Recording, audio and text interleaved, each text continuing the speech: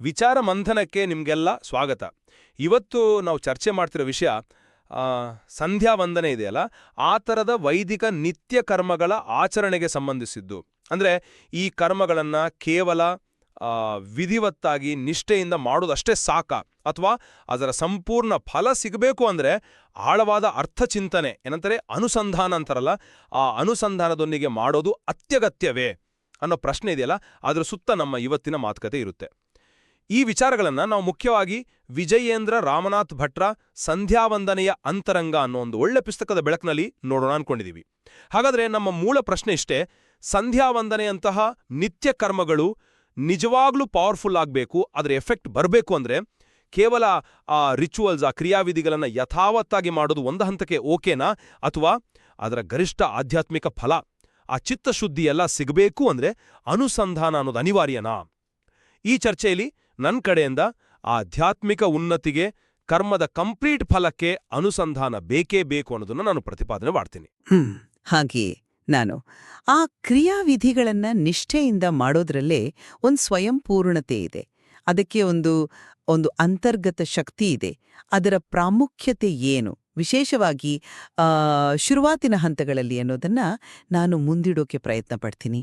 ಸರಿ, ಈಗ ನನ್ನ ದೃಷ್ಟಿಕೋನದಿಂದ ಹೇಳೋದಾದರೆ, ಸಂಧ್ಯಾವಂದನೆ ತರಹದ ಕರ್ಮಗಳ ಅಂತಿಮ ಗುರಿ ಏನಪ್ಪ ಅಂದರೆ, ಅದು ಕೇವಲ ಹೊರಗಿನ ಮೆಕ್ಯಾನಿಕಲ್ ಆಗಿ ಮಾಡುವ ಕ್ರಿಯೆಗಳಲ್ಲ. ಇದು ನಮ್ಮ ಚಿತ್ತಶುದ್ಧಿಯನ್ನು ಸಾಧಿಸಿ ಫೈನಲಿ ಭಗವಂತನ ಸಾಕ್ಷಾತ್ಕಾರದ ಕಡೆಗೆ ಹೋಗಕ್ಕೆ ಒಂದು ಇಂಪಾರ್ಟೆಂಟ್ ಟೂಲ್. ನೋಡಿ, ಸಂಧ್ಯಾವಂದನೆಯ ಅಂತರಂಗ ಅಂತ ಆ ಪುಸ್ತಕದ ಹೆಸರೇ ಹೇಳುತ್ತೆ. ಇದು ಬರೀ ಹೊರಗಿನ ಆಚರಣೆ ಹೇಗೆ ಮಾಡೋದು ಅಂತ ಹೇಳೋದಲ್ಲ, ಅದರ ಆಳವಾದ ಅರ್ಥ, ಅದರ ಅಂತರಂಗವನ್ನು ತಿಳಿಸೋದ್ರ ಮೇಲೆ ಜಾಸ್ತಿ ಫೋಕಸ್ ಮಾಡುತ್ತೆ.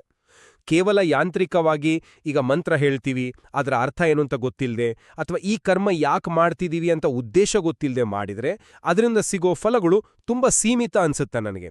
ಬಹುಶಃ ಕೇವಲ ದೈಹಿಕ ಅಥವಾ ಒಂದು ಮಾನಸಿಕ ಮಟ್ಟದ ಫಲ ಅಷ್ಟೇ ಸಿಗ್ಬೋದು. ನೋಡಿ, ಛಾಂದೋಗ್ಯ ಉಪನಿಷತ್ನಲ್ಲಿ ಒಂದು ಫೇಮಸ್ ವಾಕ್ಯ ಇದೆ: ಯದೇವ ವಿದ್ಯೆಯ ಕರೋತಿ ಶ್ರದ್ಧೆಯ ಉಪನಿಷದ ತದೇವ ವೀರ್ಯವತ್ತರಂ ಭವತಿ ಅಂತ. ಅಂದ್ರೆ ತಿಳುವಳಿಕೆ, ವಿದ್ಯೆಯ, ಶ್ರದ್ಧೆಯ ಮತ್ತೆ ಅದರ ರಹಸ್ಯಾರ್ಥಗಳ ಅರಿವು ಉಪನಿಷದ, ಇವುಗಳ ಜೊತೆ ಮಾಡಿದ ಕರ್ಮ ಇದೆಯಲ್ಲ, ಅದೇ ಹೆಚ್ಚು ಶಕ್ತಿಶಾಲಿಯಾಗುತ್ತೆ, ಹೆಚ್ಚು ವೀರ್ಯವತ್ತಾಗುತ್ತೆ ಅಂತ ಸ್ಪಷ್ಟವಾಗಿ ಹೇಳಿದೆ. ಹಾಗೇನೆ ಭಗವದ್ಗೀತೆ ತಗೊಂಡ್ರೆ 17ನೇ ಅಧ್ಯಾಯದ ಕೊನೆಯ ಶ್ಲೋಕ 1728 ಇದೆ: ಅಶ್ರದ್ಧೆಯ ಹುತಂ ದತ್ತಂ ತಪಸ್ತಪ್ತಂ ಕೃತಂ ಚಯತ್ ಅಸದಿತ್ಯುಚ್ಯತೆ ಪಾರ್ಥ ನಚ ತತ್ಪ್ರೈತ್ಯನೋ ಇಹ ಅಂತ. ಶ್ರದ್ಧೆ ಇಲ್ಲದೆ ಮಾಡಿದ ಹೋಮ, ದಾನ, ತಪಸ್ಸು ಯಾವುದು ಮಾಡಿದ್ರೂ ಅದು ಅಸತ್, ಅಂದ್ರೆ ನಿಷ್ಫಲ. ಈ ಲೋಕದಲ್ಲೂ ಪ್ರಯೋಜನ ಇಲ್ಲ, ಪರಲೋಕದಲ್ಲೂ ಪ್ರಯೋಜನ ಇಲ್ಲ ಅಂತ ಹೇಳುತ್ತೆ. ಈ ಗ್ರಂಥದಲ್ಲಿ ಕೂಡ ಗಾಯತ್ರಿ ಜಪ ಇದೆಯಲ್ಲ, ಅದು ಸಂಧ್ಯಾವಂದನೆಯ ಒಂದು ಮುಖ್ಯ ಭಾಗ. ಅದಕ್ಕೆ ಸಂಬಂಧಪಟ್ಟ ಹಾಗೆ ಗುರುಸ್ಮರಣೆ, ಮಂತ್ರದ ದೇವತಾ ಸ್ಮರಣೆ, ಮಂತ್ರದ ಅರ್ಥಚಿಂತನೆ ಇದೆಲ್ಲ ಸೇರಿ ಅನುಸಂಧಾನ ಅಂತಾರಲ್ಲ, ಅದು ಅತ್ಯಗತ್ಯ ಅಂತ ವಿವರವಾಗಿ ಹೇಳಿದ್ದಾರೆ. ಇದು ಜಪದ ಫಲವನ್ನ ಸುಮ್ಮನೆ ಹೆಚ್ಚಿಸೋದಲ್ಲ, ಅದನ್ನ ಕ್ವಾಲಿಟೇಟಿವ್ ಆಗಿ ಅಂದರೆ ಗುಣಾತ್ಮಕವಾಗಿ ಬದಲಾಯಿಸುತ್ತೆ. ಸಂಧ್ಯಾವಂದನೆ ಅನ್ನೋದು ಕೇವಲ ಒಂದು ಕರ್ಮ ಅಲ್ಲ, ಅದೊಂದು ಜ್ಞಾನಯಜ್ಞ ಕೂಡ ಹೌದು. ಗೀತೆಯಲ್ಲಿ ಹೇಳಿದ ಹಾಗೆ ನ ಹಿ ಜ್ಞಾನೇನ ಸದೃಶಂ ಪವಿತ್ರಮಿಹ ವಿದ್ಯತೆ ಅಲ್ಲ, ಜ್ಞಾನಕ್ಕೆ ಸಮನಾದ ಪವಿತ್ರವಾದದ್ದು ಇನ್ನೊಂದಿಲ್ಲ. ಅನುಸಂಧಾನವು ಈ ಜ್ಞಾನದ ಆಯಾಮವನ್ನ ಆಕ್ಟಿವೇಟ್ ಮಾಡುತ್ತೆ. ಕೊನೆಗೆ ಶ್ರೀ ಮಧ್ವಾಚಾರ್ಯರ ಸಂದೇಶವನ್ನ ಕೋಟ್ ಮಾಡ್ತಾ ಈ ಬುಕ್ ಹೇಳುತ್ತೆ: ಕರ್ಮದ ಉದ್ದೇಶ, ಅನುಸಂಧಾನ ಮತ್ತು ಆಚರಣಾ ಕ್ರಮ ಈ ಮೂರೂ ತಿಳಿದು ಮಾಡಿದಾಗ ಮಾತ್ರ ಅಪರೋಕ್ಷ ಜ್ಞಾನ ಅಂದ್ರೆ ಡೈರೆಕ್ಟ್ ಎಕ್ಸ್ಪೀರಿಯನ್ಸ್ ಮತ್ತು ಭಗವಂತನ ಪ್ರಸಾದ ಅಂದ್ರೆ ಅನುಗ್ರಹ ಸಿಗೋದು, ಬರೀ ಕ್ರಿಯೆಯಿಂದ ಅಲ್ಲ. ನೀವು ಹೇಳಿದ ಪಾಯಿಂಟ್ಸ್ ಎಲ್ಲ ಸರಿ, ನಾನದನ್ನ ಗೌರವಿಸ್ತೀನಿ. ಆದರೆ ನಾನಿದನ್ನ ಸ್ವಲ್ಪ ಬೇರೆ ಆಂಗಲ್ನಿಂದ ಮಾಡೋಕ್ಕಿಷ್ಟಪಡ್ತೀನಿ. ಮೊದಲನೇದಾಗಿ ನೋಡಿ, ಸಂಧ್ಯಾವಂದನೆ ಅನ್ನೋದು ಶಾಸ್ತ್ರ ಹೇಳಿರೋ ಹಾಗೆ ಒಂದು ನಿತ್ಯ ಕರ್ಮ. ಅಂದ್ರೆ ಇದನ್ನ ಪ್ರತಿದಿನ ತಪ್ಪದೆ ಮಾಡಲೇಬೇಕಾದ ಒಂದು ಕಂಪಲ್ಸರಿ ಡ್ಯೂಟಿ. ಇದನ್ನ ಲೋಪ ಇಲ್ಲದೆ ಎಷ್ಟು ಸಾಧ್ಯವೋ ಅಷ್ಟು ನಿಷ್ಠೆಯಿಂದ ಮಾಡೋದೇ ಒಬ್ಬ ಸಾಧಕನ ಮೊದಲನೇ ಮತ್ತು ಅತೀ ಮುಖ್ಯವಾದ ಧರ್ಮ, ಫಸ್ಟ್ ಸ್ಟೆಪ್ ಅಂತ ಹೇಳಬಹುದು. ಈ ಸಂಧ್ಯಾವಂದನೆಯ ಅಂತರಂಗ ಪುಸ್ತಕದ ಪೀಠಿಕೆಯಲ್ಲೇ ಕ್ಲಿಯರ್ ಆಗಿ ಹೇಳಿದ್ದಾರೆ: ಈ ನಿತ್ಯ ಕರ್ಮವನ್ನ ಯಾರು ಮಾಡಲ್ವೋ ಅವನು ಅಶುದ್ಧ ಆಗ್ತಾನೆ, ಮತ್ತೆ ಬೇರೆ ಯಾವುದೇ ವೈದಿಕ ಕರ್ಮಗಳು ಅಂದ್ರೆ ಶ್ರೌತ ಸ್ಮಾರ್ಥ ಕರ್ಮಗಳು ಅವನ್ನ ಮಾಡೋಕೆ ಅನರ್ಹ ಆಗ್ತಾನೆ ಅಂತ. ಎರಡನೇದಾಗಿ ಈ ವೈದಿಕ ಮಂತ್ರಗಳು ಮತ್ತೆ ಅದರ ಜೊತೆಗಿನ ಕ್ರಿಯಾವಿಧಿಗಳಿದೆಯಲ್ಲ ಅವುಗಳಲ್ಲೇ ಒಂದು ಇಂಟ್ರೆನ್ಸಿಕ್ ಪವರ್, ಒಂದು ವೀರ್ಯ ಇದೆ ಅಂತ ಶಾಸ್ತ್ರ ಒಪ್ಪುತ್ತೆ. ಅದನ್ನ ಸರಿಯಾದ ಸ್ವರ, ಉಚ್ಚಾರಣೆ, ಕ್ರಮದಲ್ಲಿ ಜೊತೆಗೆ ದೈಹಿಕ ಮಾನಸಿಕ ಶುದ್ಧಿಯಿಂದ ಮಾಡಿದಾಗ ಬಹುಶಃ ಅನುಸಂಧಾನದ ಆಳವಾದ ಮಟ್ಟ ತಲುಪದೇ ಇದ್ರೂ ಕೂಡ ಖಂಡಿತವಾಗಿಯೂ ಒಂದು ಪಾಸಿಟಿವ್ ರಿಸಲ್ಟ್ ಕೊಡುತ್ತೆ. ಸ್ವತಃ ಗ್ರಂಥಕರ್ತರೇ ಹೇಳೋ ಹಾಗೆ ಸಂಧ್ಯಾವಂದನೆ ಆಚರಣೆಯಲ್ಲಿ ಪ್ರಾಥಮಿಕ, ಮಾಧ್ಯಮಿಕ, ಉನ್ನತ ಅಂತ ಬೇರೆ ಬೇರೆ ಹಂತಗಳು ಅಥವಾ ಏನಂತಾರೆ ಅಧಿಕಾರಿ ಭೇದಗಳು ಇರೋಕೆ ಸಾಧ್ಯ ಇದೆ. ಆ ಪ್ರಾಥಮಿಕ ಹಂತದಲ್ಲಿ ಮಂತ್ರಗಳನ್ನು ಸರಿಯಾಗಿ ಬಾಯಿಪಾಠ ಮಾಡೋದು, ಆಚರಣೆಯ ಕ್ರಮವನ್ನು ತಪ್ಪಿಲ್ಲದೆ ಫಾಲೋ ಮಾಡೋದು ಇದೇ ಮುಖ್ಯ ಆಗಿರುತ್ತೆ. ಎಲ್ಲರೂ ಶುರುವಿನಲ್ಲೇ ಅಷ್ಟು ಆಳವಾದ ಫಿಲಸಾಫಿಕಲ್ ಚಿಂತನೆ ಅಂದರೆ ಅನುಸಂಧಾನ ಮಾಡೋಕೆ ರೆಡಿ ಇರಲ್ಲ, ಅಥವಾ ಅದಕ್ಕೆ ಬೇಕಾದ ಮೆಂಟಲ್ ಪ್ರಿಪೇರ್ಡ್ನೆಸ್ ಇಲ್ಲದೇ ಇರ್ಬೋದು. ಅದನ್ನ ಎಕ್ಸ್ಪೆಕ್ಟ್ ಮಾಡೋದು ಕೂಡ ಬಹುಶಃ ಸರಿಯಲ್ಲ. ಅಲ್ಲದೆ ಸಂಧ್ಯಾವಂದನೆಯನ್ನ ನಿಷ್ಠೆಯಿಂದ ಮಾಡಿದರೆ ಸಾಕು. ಅನುಸಂಧಾನದ ಲೆವೆಲ್ ಎಷ್ಟೇ ಇರಲಿ, ಅದರಿಂದ ಹಲವಾರು ಡೈರೆಕ್ಟ್ ಬೆನಿಫಿಟ್ ಸಿಗುತ್ತೆ. ಉದಾಹರಣೆಗೆ ಪಾಪಗಳ ನಾಶ ಆಗುತ್ತೆ ಅಂತ ಹೇಳ್ತಾರೆ, ದೋಷ ನಿವಾರಣೆ, ಇಂದ್ರಿಯಗಳನ್ನು ಕಂಟ್ರೋಲ್ ಮಾಡೋಕೆ ಹೆಲ್ಪ್ ಆಗುತ್ತೆ, ಕಾನ್ಸಂಟ್ರೇಷನ್ ಜಾಸ್ತಿ ಆಗುತ್ತೆ, ಶರೀರ ಮತ್ತು ಮನಸ್ಸಿನ ಆರೋಗ್ಯ ಇಂಪ್ರೂವ್ ಆಗುತ್ತೆ, ಸದಾಚಾರ, ಒಳ್ಳೆ ಗುಣಗಳು ಬೆಳೆಯುತ್ತೆ. ಇದೆಲ್ಲ ನಿಷ್ಠೆಯಿಂದ ಮಾಡಿದ ಆಚರಣೆಯ ನೇರವಾದ ಫಲಗಳು.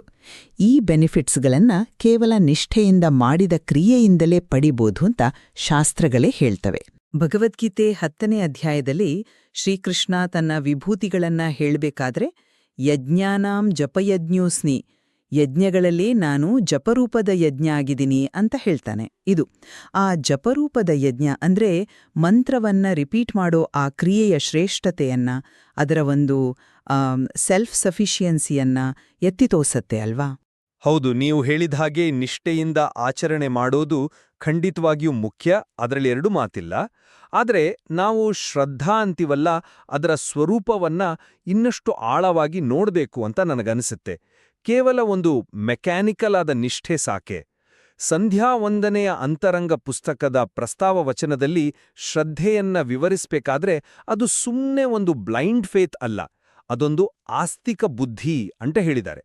ಅಂದ್ರೆ ಶಾಸ್ತ್ರಗಳಲ್ಲಿ, ಗುರುಗಳ ಮಾತಿನಲ್ಲಿ ದೃಢವಾದ ನಂಬಿಕೆ ಇರೋದಷ್ಟೇ ಅಲ್ಲ, ತಾನು ಮಾಡ್ತಿರೋ ಕರ್ಮದ ಸ್ವರೂಪ ಏನು, ಅದರ ಹಿಂದಿನ ತತ್ವ ಏನು, ಯಾಕೆ ಮಾಡ್ತಿದ್ದೀನಿ ಅನ್ನೋ ಉದ್ದೇಶ, ಅದರಿಂದ ಏನು ಫಲ ಸಿಗುತ್ತೆ ಅನ್ನೋದರ ಬಗ್ಗೆ ಒಂದು ಕ್ಲಿಯರ್ ಆದ ತಿಳುವಳಿಕೆ, ಒಂದು ಅರಿವಿರೋದು.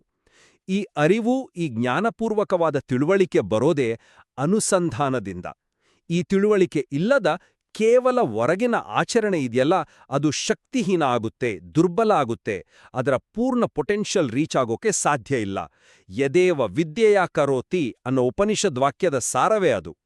ತಿಳುವಳಿಕೆಯೇ ಕರ್ಮಕ್ಕೆ ನಿಜವಾದ ವೀರ್ಯ ತುಂಬೋದು. ಕ್ಷಮಿಸಿ, ಆದ್ರೆ ಆ ಆಸ್ತಿಕ ಬುದ್ಧಿ, ಆ ಶ್ರದ್ಧೆಯ ಪ್ರಾಥಮಿಕ, ಅದರ ಫಸ್ಟ್ ಎಕ್ಸ್ಪ್ರೆಷನ್ ಏನಪ್ಪಾ ಅಂದ್ರೆ ಆ ಕರ್ಮವನ್ನ ಲೋಪ ಇಲ್ಲದೆ ಮಾಡೋದ್ರಲ್ಲಿ ಅಡಗಿದೆ ಅಂತ ನಾನು ಭಾವಿಸ್ತೀನಿ. ತಿಳುವಳಿಕೆ ಬೇಕು, ಹೌದು, ಆದ್ರೆ ಅದು ಕ್ರಮೇಣ ಆಚರಣೆ ಮಾಡ್ತಾ ಮಾಡ್ತಾ ಅನುಭವದಿಂದಾನೇ ಡೆವಲಪ್ ಆಗ್ಬೋದಾದ ವಿಷಯ ಅಲ್ವಾ? ಶುರುವಲ್ಲೇ ಕಂಪ್ಲೀಟಾಗಿ ಫಿಲಾಸಫಿ ಗೊತ್ತಿಲ್ಲ ಅನ್ನೋ ಕಾರಣಕ್ಕೆ ಶಾಸ್ತ್ರ ಕಂಪಲ್ಸರಿಯಾಗಿ ಹೇಳಿರೋ ನಿತ್ಯ ಕರ್ಮವನ್ನೇ ಬಿಡೋದು ಅಥವಾ ಪೋಸ್ಟ್ಪೋನ್ ಮಾಡೋದು ಅದು ಧರ್ಮಸಮ್ಮತ ಆಗುತ್ತಾ? ಇದು ಮಾಡದೇ ಇರೋದಕ್ಕಿಂತ ಏನೋ ಒಂದು ಮಾಡೋದು ವಾಸಿ ಅನ್ನೋ ತತ್ವಕ್ಕೆ ವಿರುದ್ಧ ಆಗಲ್ವಾ? ಶ್ರೀ ಮಧ್ವಾಚಾರ್ಯರ ಕೃಷ್ಣಾಮೃತ ಮಹಾರ್ಣವದಲ್ಲಿ ಹೇಳಿದ ಹಾಗೆ ಜ್ಞಾನಾಯ ಕರ್ಮಾಣಿ ಕುರ್ವಂತಿ ಅಂದ್ರೆ ಜ್ಞಾನವನ್ನ ಪಡೆಯೋದಕ್ಕಾಗಿಯೇ ಕರ್ಮಗಳನ್ನ ಮಾಡಬೇಕು ಅಂತ. ಕರ್ಮಾಚರಣೆ ಅನ್ನೋದು ಜ್ಞಾನಕ್ಕೆ ಸಾಧನ, ಅದಕ್ಕೆ ಹೆಲ್ಪ್ ಮಾಡುತ್ತೆ. ಆಚರಣೆನೇ ಇಲ್ಲ ಅಂದ್ರೆ ಬರೀ ಥಿಯರಿ ಮಾತಾಡ್ತಾ ಕೂತ್ರೆ ಜ್ಞಾನ ಹೇಗೆ ಸ್ಟ್ರಾಂಗ್ ಆಡುತ್ತೆ? ಮೊದಲು ಕರ್ಮದಲ್ಲಿ ಗಟ್ಟಿಯಾಗಿ ನಿಲ್ಬೇಕು, ಆಗ ತಿಳುವಳಿಕೆಯ ದಾರಿ ತಾನಾಗೇನೆ ತೆರೆದುಕೊಳ್ಳುತ್ತೆ. ಕರ್ಮವೇ ಜ್ಞಾನದ ಬೀಜ ಬಿತ್ತೋಕೆ ಬೇಕಾದ ನೆಲವನ್ನ ರೆಡಿ ಮಾಡುತ್ತೆ. ಆದ್ರೆ ನೀವು ಹೇಳೋ ಕ್ರಮೇಣವಾಗಿ ತಿಳುವಳಿಕೆ ಬರುತ್ತೆ ಅನ್ನೋದಿದೆಯಲ್ಲ, ಅದು ಎಲ್ಲಾ ಟೈಮ್ನಲ್ಲೂ ನಿಜ ಆಡ್ಬೇಕು ಅಂತೇನಿಲ್ಲ. ಅನುಸಂಧಾನ ಮಾಡೋಕೆ ಪ್ರಯತ್ನ ಪಡದೆ ಹೋದ್ರೆ ಆ ಆಚರಣೆ ಅನ್ನೋದು ಕೇವಲ ಒಂದು ರೂಢಿ, ಒಂದು ಹ್ಯಾಬಿಟ್ ಆಗಿ ಮಾತ್ರ ಉಳಿದುಬಿಡೋ ಡೇಂಜರ್ ಇದೆ. ಗ್ರಂಥಕರ್ತರು ಇದೇ ಒಂದು ಆತಂಕವನ್ನ ವ್ಯಕ್ತಪಡಿಸ್ತಾರೆ. ಅನುಸಂಧಾನ ಇಲ್ಲದ ಆಚರಣೆ ಕೇವಲ ಯಾಂತ್ರಿಕತೆಗೆ ಅಂದ್ರೆ ಮೆಕ್ಯಾನಿಕಲ್ ರೆಪಿಟಿಷನ್ಗೆ ಇಳಿದು ಅದರ ನಿಜವಾದ ಚೈತನ್ಯವನ್ನ, ಅದರ ಆತ್ಮವನ್ನೇ ಕಳ್ಕೊಳ್ಳುತ್ತೆ. ಇನ್ನು ಅನುಸಂಧಾನ ಮಾಡೋದು ಎಷ್ಟು ಪ್ರಾಕ್ಟಿಕಲ್ ಅನ್ನೋ ಪ್ರಶ್ನೆಗೆ ಬಂದ್ರೆ ಗ್ರಂಥದಲ್ಲಿ ಅದನ್ನ ಅಸಾಧ್ಯ ಅಂತಾನೋ ಅಥವಾ ಕೆಲವರಿಗೆ ಸಾಧ್ಯ ಅಂತಾನೋ ಎಲ್ಲೂ ಹೇಳಿಲ್ಲ. ಆಕ್ಚುಲಿ ಗ್ರಂಥದಲ್ಲಿ ಬರೋ ಗಾಯತ್ರಿ ಸುಧಾ ಸೌರಭಾದಂತಹ ಭಾಗಗಳಿವೆಯಲ್ಲ, ಅವು ಸಾಧಕರಿಗೆ ಅನುಸಂಧಾನದಲ್ಲಿ ಹೆಲ್ಪ್ ಮಾಡೋಕೆ ಗೈಡೆನ್ಸ್ ಕೊಡಕಂತಾನೆ ಬರೆದಿದ್ದು. ಅವುಗಳನ್ನ ಆಪತ್ ಮಿತ್ರನ ತರ, ಅಂದ್ರೆ ಕಷ್ಟ ಕಾಲದಲ್ಲಿ ಸಹಾಯಕ್ಕೆ ಬರೋ ಫ್ರೆಂಡ್ ತರ ನೋಡ್ಬೋದು ಅಂತ ಹೇಳಿದ್ದಾರೆ. ಹಾಗಾಗಿ ಅನುಸಂಧಾನ ಕಷ್ಟ ಅಂತ ಅದನ್ನ ಸೈಡಿಗಿಡೋದಕ್ಕಿಂತ ಅದಕ್ಕೆ ಬೇಕಾದ ಟೂಲ್ಸ್ ಬಳಸಿ ಪ್ರಯತ್ನ ಪಡೋದು ಹೆಚ್ಚು ಸರಿ ಅಲ್ವೇ? ನೀವು ಹೇಳೋದು ಐಡಿಯಲ್ ಸಿಚುವೇಶನ್, ಸೈದ್ಧಾಂತಿಕವಾಗಿ ಒಪ್ಪಬಹುದು. ಆದ್ರೆ ಸ್ವಲ್ಪ ಪ್ರಾಕ್ಟಿಕಲ್ ಆಗಿ ಯೋಚನೆ ಮಾಡೋಣ. ಗ್ರಂಥಕರ್ತರೆ ಅವರ ಅಂತರಂಗದ ನುಡಿಯಲ್ಲಿ ತುಂಬಾ ಪ್ರಾಮಾಣಿಕವಾಗಿ ಒಪ್ಕೊಂಡಿದ್ದಾರೆ, ಈಗಿನ ಮಾಡರ್ನ್ ಲೈಫ್ ಸ್ಟೈಲ್ ಇದೆಯಲ್ಲ, ಅದರ ಸಿಕ್ಕಾಪಟ್ಟೆ ಪ್ರೆಷರ್ಸ್, ಯಾವಾಗ್ಲೂ ಟೈಮ್ ಇಲ್ಲ ಅನ್ನೋದು, ಸಿಟಿ ಲೈಫ್ನ ಕಾಂಪ್ಲೆಕ್ಸಿಟಿಗಳು, ಮತ್ತೆ ತುಂಬಾ ಮುಖ್ಯವಾಗಿ ಸರಿಯಾದ ಗೈಡೆನ್ಸ್ ಕೊಡೋಕೆ ಗುರುಗುರು ಅಥವಾ ಹಿರಿಯನು ಸಿಗದೇ ಇರೋದು, ಈ ಎಲ್ಲ ಕಾರಣಗಳಿಂದಾಗಿ ಇವತ್ತು ಎಷ್ಟೋ ಜನಕ್ಕೆ, ವಿಶೇಷವಾಗಿ ಯಂಗ್ ಜನರೇಷನ್ಗೆ, ಸಂಧ್ಯಾವಂದನೆಯನ್ನ ಅದರ ಬೇಸಿಕ್ ವಿಧಿಗಳ ಜೊತೆಗೆ ನಿಷ್ಠೆಯಿಂದ ಮಾಡೋದೇ ಒಂದು ದೊಡ್ಡ ಚಾಲೆಂಜ್ ಆಗಿದೆ. ಹೌದು, ನೀವು ಹೇಳೋ ಆ ಪ್ರಾಕ್ಟಿಕಲ್ ಚಾಲೆಂಜಸ್ ನಾನು ಒಪ್ಕೊಳ್ತೀನಿ. ಈಗಿನ ಕಾಲದಲ್ಲಿ ಇದು ನಿಜವಾಗ್ಲೂ ದೊಡ್ಡ ಸವಾಲೇ ಸರಿ. ಇಂಥ ಪರಿಸ್ಥಿತಿಯಲ್ಲಿ ಎಲ್ಲರಿಂದನೂ ಸ್ಟಾರ್ಟಿಂಗಿಂದನೇ ಆಳವಾದ ಫಿಲಾಸಫಿಕಲ್ ಅನುಸಂಧಾನವನ್ನ ಎಕ್ಸ್ಪೆಕ್ಟ್ ಮಾಡೋದು ಎಷ್ಟು ರಿಯಲಿಸ್ಟಿಕ್, ಅಥವಾ ಅದು ಅವ್ರ ಮೇಲೆ ಇನ್ನಷ್ಟು ಬರ್ಡನ್ ಹಾಕಿದ ಹಾಗೆ ಆಗಲ್ವಾ? ಮೊದಲು ಇರೋ ಆಚರಣೆಯನ್ನ ಉಳಿಸ್ಕೊಳ್ಳೋದು, ಅದನ್ನ ಎಷ್ಟು ಸಾಧ್ಯವೋ ಅಷ್ಟು ನಿಷ್ಠೆಯಿಂದ ಮಾಡಕ್ಕೆ ಮೋಟಿವೇಟ್ ಮಾಡೋದು, ಮತ್ತೆ ಅದನ್ನ ನೆಕ್ಸ್ಟ್ ಜನರೇಷನ್ಗೆ ಪಾಸ್ ಮಾಡೋದು, ಇದೇ ಇವತ್ತು ನಮ್ಮ ಮುಂದಿರೋ ಇಮ್ಮಿಡಿಯೇಟ್ ಪ್ರಯಾರಿಟಿ ಆಗ್ಬೇಕಲ್ವಾ? ಬೇಸಿಕ್ ಆದ ಆಚರಣೆನೇ ಕಳ್ಕೊಂಡ್ರೆ ಆಮೇಲೆ ಅನುಸಂಧಾನದ ಪ್ರಶ್ನೆನೇ ಬರೋದಿಲ್ಲ. ಆಚರಣೆ ಅನ್ನೋ ಫೌಂಡೇಶನ್ನೇ ಇಲ್ಲ ಅಂದ್ರೆ ಅನುಸಂಧಾನ ಅನ್ನೋ ಬಿಲ್ಡಿಂಗ್ ಎಲ್ಲಿ ಕಟ್ಟೋದು? ಫಲ ಸಿಗೋ ವಿಷಯಕ್ಕೆ ಬರೋಣ ಈಗ. ಕೇವಲ ಹೊರಗಿನ ಆಚರಣೆಯಿಂದ ನೀವು ಹೇಳಿದ ಹಾಗೆ ಪಾಪನಾಶ, ಆರೋಗ್ಯ, ಕಾನ್ಸಂಟ್ರೇಷನ್, ಈ ಥರದ ಲೌಕಿಕ ಅಥವಾ ನೈತಿಕ ಫಲಗಳು ಸ್ವಲ್ಪ ಮಟ್ಟಿಗೆ ಸಿಗ್ಬೋದು, ಸರಿ, ನಾನು ಒಪ್ತೇನೆ. ಆದರೆ ಆಧ್ಯಾತ್ಮಿಕ ಸಾಧನೆಯ ಅಲ್ಟಿಮೇಟ್ ಗೋಲ್ಸ್ ಏನಿದೆ ಅಂದ್ರೆ ಚಿತ್ತಶುದ್ಧಿ, ಭಗವಂತನ ಕಂಪ್ಲೀಟ್ ಅನುಗ್ರಹ, ಮತ್ತೆ ಕೊನೆಗೆ ಅಪರೋಕ್ಷ ಜ್ಞಾನದ ಮೂಲಕ ಮೋಕ್ಷ ಸಿಗೋದು, ಈ ಥರದ ಹೈಯೆಸ್ಟ್ ಫಲಗಳನ್ನು ಪಡೆಯಬೇಕು ಅಂದ್ರೆ ಅನುಸಂಧಾನ ಬೇಕೇ ಬೇಕು. ಇದು ಬರೀ ನನ್ನ ಮಾತಲ್ಲ, ಗ್ರಂಥವು ಶ್ರೀ ಮಧ್ವಾಚಾರ್ಯರ ಸಿದ್ಧಾಂತವನ್ನ ಬೇಸ್ ಮಾಡ್ಕೊಂಡು ಇದನ್ನೇ ಬೀಳುತ್ತೆ. ಗ್ರಂಥದಲ್ಲಿ ವಿವರಿಸೋ ಹಾಗೆ ಗುರು ಸ್ಮರಣೆ, ಮಂತ್ರ ದೇವತಾ ಸ್ಮರಣೆ, ಮಂತ್ರದ ಅರ್ಥಚಿಂತನೆ, ಭಗವಂತನಲ್ಲಿ ಸರ್ವವನ್ನು ಅರ್ಪಣೆ ಮಾಡೋ ಭಾವ, ಈ ಥರದ ಅನುಸಂಧಾನದ ಅಂಗಗಳು ಕರ್ಮದ ಫಲವನ್ನ ಸುಮ್ಮನೆ ಕ್ವಾಂಟಿಟೇಟಿವ್ ಆಗಿ ಅಲ್ಲ, ಕ್ವಾಲಿಟೇಟಿವ್ ಆಗಿ, ಅಂದ್ರೆ ಅದರ ಗುಣಮಟ್ಟವನ್ನೇ ಹೆಚ್ಚಿಸುತ್ತವೆ. ಅಲ್ಟಿಮೇಟ್ಲಿ ಭಗವಂತನ ಪ್ರಸಾದ ಅಥವಾ ಅನುಗ್ರಹಕ್ಕೆ ಪಾತ್ರರಾಗಬೇಕು ಅಂದ್ರೆ ಅನುಸಂಧಾನವೇ ದಾರಿ, ಕೇವಲ ಮೆಕ್ಯಾನಿಕಲ್ ಆಗಿ ಮಾಡೋ ಕ್ರಿಯೆಯಲ್ಲ. ಯಾಕೆಂದ್ರೆ ಅನುಸಂಧಾನ ನಮ್ಮ ಭಾವವನ್ನ, ನಮ್ಮ ಒಳಗನ್ನ ಶುದ್ಧಿ ಮಾಡುತ್ತೆ. ಪರಮಫಲಗಳಿಗೆ ಅನುಸಂಧಾನ ಬೇಕಾಗಬಹುದು ಅನ್ನೋದನ್ನ ನಾನು ಒಪ್ಕೊಳ್ತೀನಿ. ಆದ್ರೆ ನಿತ್ಯ ಕರ್ಮಗಳನ್ನ ನಿಷ್ಠೆಯಿಂದ ಮಾಡಿದ್ರೆ ಸಿಗೋ ಆ ಪ್ರೈಮರಿ ಫಲಗಳನ್ನ ನಾವು ಅಷ್ಟೊಂದು ಕಡಿಮೆ ಅಂದಾಜು ಮಾಡೋ ಹಾಗಿಲ್ಲ. ಪಾಪನಾಶ, ಇಂದ್ರಿಯಗಳನ್ನ ಕಂಟ್ರೋಲ್ ಮಾಡೋಕೆ ಹೆಲ್ಪ್, ಮನಸ್ಸಿಗೆ ಶಾಂತಿ, ಆರೋಗ್ಯ, ಇದೆಲ್ಲ ಆಧ್ಯಾತ್ಮಿಕ ಜರ್ನಿಯಲ್ಲಿ ತುಂಬಾ ಇಂಪಾರ್ಟೆಂಟ್ ಮೈಲ್ ಸ್ಟೋನ್ಸ್ ಅಲ್ವಾ? ಇವು ಮುಂದೆ ಹೈಯರ್ ಸಾಧನೆ ಮಾಡೋಕೆ ಒಂದು ಸ್ಟ್ರಾಂಗ್ ಫೌಂಡೇಶನ್ ಹಾಕುತ್ತೆ. ಬಹುಶಃ ಇಲ್ಲಿ ಒಂದು ನ್ಯಾಚುರಲ್ ಪ್ರಾಸೆಸ್ ಇರ್ಬೋದಾ? ಅಂದ್ರೆ ನಿಷ್ಠೆಯಿಂದ ಆಚರಣೆ ಮಾಡೋದೇ ಮೊದಲು ಚಿತ್ತವನ್ನು ಸ್ವಲ್ಪ ಕ್ಲೀನ್ ಮಾಡಿ, ಕಾನ್ಸಂಟ್ರೇಷನ್ ಹೆಚ್ಚಿಸಿ, ತಾನಾಗಿ ಅನುಸಂಧಾನಕ್ಕೆ ಬೇಕಾದ ಯೋಗ್ಯತೆಯನ್ನ, ಅದಕ್ಕೆ ಬೇಕಾದ ಮೆಂಟಲ್ ಸ್ಟೇಟ್, ಆ ರಿಸೆಪ್ಟಿವಿಟಿಯನ್ನ ತಂದ್ಕೊಡುತ್ತಾ? ಮೊದಲು ನೆಲವನ್ನ ಹದ ಮಾಡಬೇಕು, ಆಮೇಲೆ ತಾನೇ ಬೀಜ ಬಿತ್ತೋಕಾಗೋದು. ಆಚರಣೆಯೇ ಆ ನೆಲ ಹದ ಮಾಡೋ ಕೆಲ್ಸ ಮಾಡುತ್ತೆ ಅಂತ ಅನ್ಕೋಬಹುದಲ್ವಾ? ಬರೀ ಜ್ಞಾನ ಇದ್ದು ಆಚರಣೆ ಇಲ್ಲ ಅಂದ್ರೆ ಅದು ಯೂಸ್ಲೆಸ್ ಆಗಬಹುದು.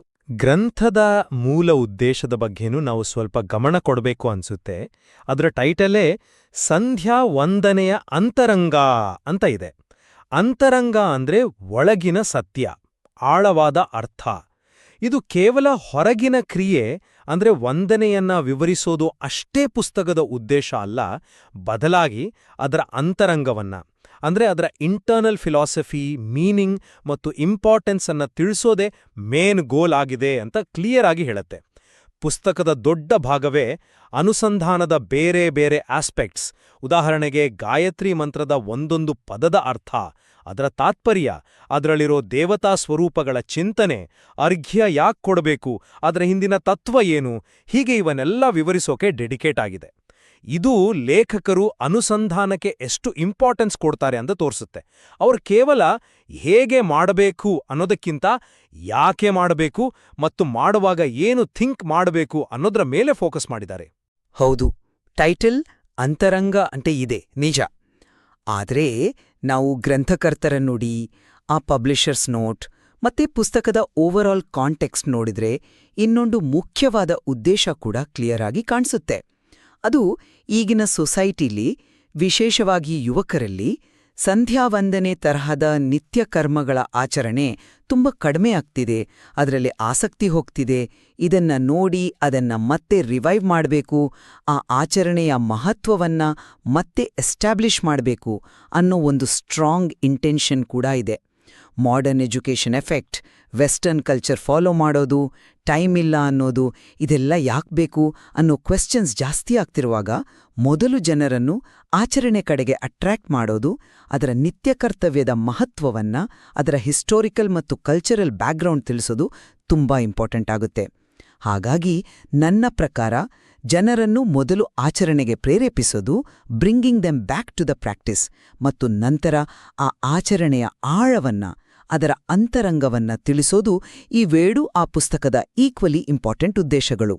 ಬಹುಶಃ ಲೇಖಕರ ಆಶಯ ಏನಪ್ಪ ಅಂದ್ರೆ, ಮೊದಲು ಜನರನ್ನು ಆಚರಣೆಯ ದಾರಿಗೆ ತಂದು ಅವರಲ್ಲಿ ಶ್ರದ್ಧೆ ಹುಟ್ಟಿಸಿ, ಆಮೇಲೆ ನಿಧಾನವಾಗಿ ಅವರನ್ನು ಅನುಸಂಧಾನದ ಹೈಯರ್ ಲೆವೆಲ್ಗೆ ಕರ್ಕೊಂಡು ಹೋಗೋದು ಇರಬಹುದು.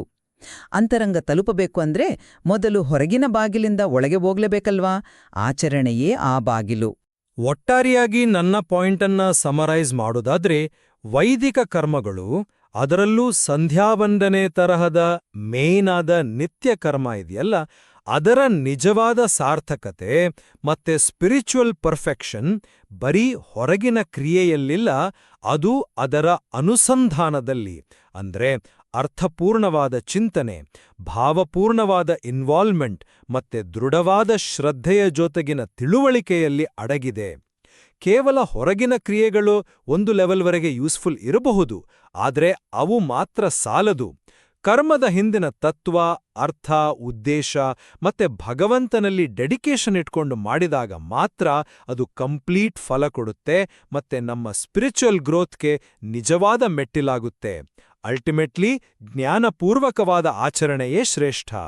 ನನ್ನ ಅಂತಿಮ ಸಾರಾಂಶ ಹೀಗೆ: ಶಾಸ್ತ್ರಗಳು ಹೇಳಿರೋ ನಿತ್ಯ ಕರ್ಮಗಳನ್ನ, ವಿಶೇಷವಾಗಿ ಸಂಧ್ಯಾವಂದನೆಯನ್ನ, ನಿಷ್ಠೆಯಿಂದ ತಪ್ಪುಗಳಿಲ್ದೆ ಕ್ರಮಬದ್ಧವಾಗಿ ಮಾಡೋದೇ ಸ್ಪಿರಿಚುವಲ್ ಪ್ರಾಕ್ಟೀಸ್ನ ಮೊದಲನೇ ಕಂಪಲ್ಸರಿಯಾದ ಮತ್ತು ತುಂಬಾ ಸ್ಟ್ರಾಂಗ್ ಆದ ಸ್ಟೆಪ್. ಅನುಸಂಧಾನ ಅನ್ನೋದು ಖಂಡಿತವಾಗಿಯೂ ಈ ಆಚರಣೆಯನ್ನ ಇನ್ನಷ್ಟು ಗ್ರೇಟ್ ಮಾಡ್ಬೋದು, ಅದಕ್ಕೆ ಡೆಪ್ತ್ ಕೊಡ್ಬೋದು, ಹೈಯರ್ ರಿಸಲ್ಟ್ಸ್ ಕೊಡ್ಬೋದು. ಆದರೆ ಬೇಸಿಕಾದ ಆಚರಣೆಯಲ್ಲೇ ಇರೋ ಸೆಲ್ಫ್ ಪೊಟೆನ್ಸಿಯನ್ನ, ಅದರ ಇಂಪಾರ್ಟೆನ್ಸನ್ನ, ಮತ್ತೆ ಅದರಿಂದ ಸಿಗೋ ಎಷ್ಟೋ ಡೈರೆಕ್ಟ್ ಮತ್ತು ಇಂಡೈರೆಕ್ಟ್ ಬೆನಿಫಿಟ್ಸ್, ಚಿತ್ತಶುದ್ಧಿ, ಕಾನ್ಸಂಟ್ರೇಷನ್, ಮಾರಲ್ ಸ್ಟ್ರೆಂತ್ ನಾವು ಅಂಡರ್ ಎಸ್ಟಿಮೇಟ್ ಮಾಡೋ ಹಾಗಿಲ್ಲ. ಎಷ್ಟೋ ಜನರಿಗೆ ನಿಷ್ಠೆಯಿಂದ ಮಾಡೋ ಆಚರಣೆಯೇ ನಿಧಾನವಾಗಿ ಹೈಯರ್ ಅಂಡರ್ಸ್ಟ್ಯಾಂಡಿಂಗ್ಗೆ, ಅಂದ್ರೆ ಅನುಸಂಧಾನಕ್ಕೆ ಬೇಕಾದ ಮೆಂಟಲ್ ಮೆಚುರಿಟಿ ಮತ್ತು ಯೋಗ್ಯತೆಯನ್ನ ತಂದುಕೊಡ್ಬೋದು. ಆದ್ದರಿಂದ ಆಚರಣೆಗೆ ಫಸ್ಟ್ ಪ್ರಯಾರಿಟಿ ಕೊಡೋದು ತುಂಬಾ ಅಗತ್ಯ, ವಿಶೇಷವಾಗಿ ಇವತ್ತಿನ ಪರಿಸ್ಥಿತಿಯಲ್ಲಿ. ಆಚರಣೆಯೇ ಅರಿವಿಗೆ ದಾರಿ ಮಾಡಿಕೊಡುತ್ತೆ.